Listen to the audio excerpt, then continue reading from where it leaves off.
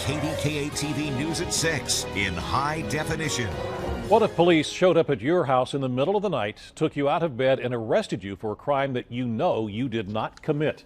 Well, if that sounds more like a movie than real life, then you're going to want to hear the story of a man from the South Hills who says that it happened to him. Not only that, the woman who accused him of raping her now faces charges that she made it all up. New at 6, Andy Sheehan has the interview you'll see only on KDKA. Last June, Matthew Foligno was asleep in bed at 2 in the morning when there was banging on his door and people shouting his name. It was the police, and they had their guns drawn. They were shining their flashlights in the windows, and they took me. Just all out of the blue?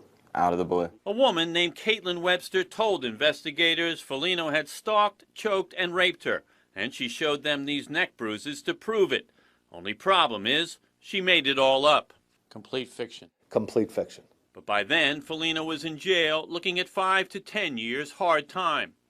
At first I thought, I'm obviously innocent, so they're going to figure this out in a day or so, and I'm going to be out of here, and this is going to be all over. They're going to do their job, and they're going to, figure out the truth and get justice, and that never happened. Foligno says he met Webster only weeks before, and after a brief fling, decided to end it. But then Webster went to police with a story she would later tell in court, that Foligno came here to the South Park wave pool and called her out into the parking lot. He then drove her to this back lot where he choked and raped her, stopping only when they were discovered by her 2 girlfriends. Then she says he shoved her out of the car and took off. She made me seem like a bad, horrible person, and I'm not that person at all. I would never do something like this. Attorney Bill Diffenderfer says police arrested and charged Foligno almost strictly on the basis of the woman's statement. The police ever talk to these Never. friends? Never. They never talked to them? They never corroborated any of her statements or any of her testimony. So they just took her word? Correct. When his investigator contacted the 2 girlfriends, Diffenderfer says the women refuted the whole story, saying Webster had been out all night with another man and didn't want her father to know. The women said those choke marks on her neck turned out to be love bites from that other guy. It came right to light that this never happened, and they gave the whole story as to the sucker bites.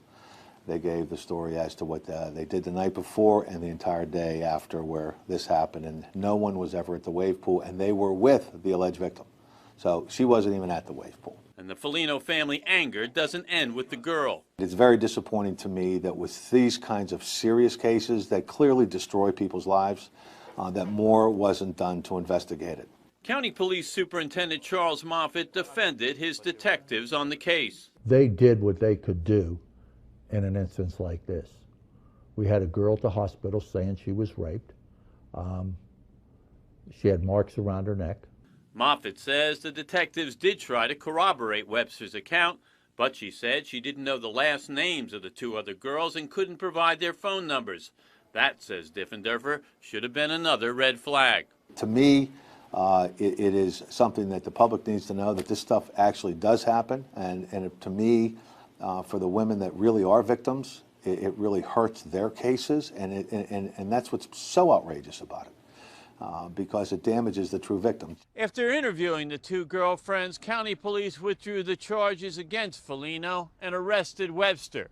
She now faces charges of making false statements and perjury for a rape that never happened. In South Park, Andy Sheehan, KDKA TV News.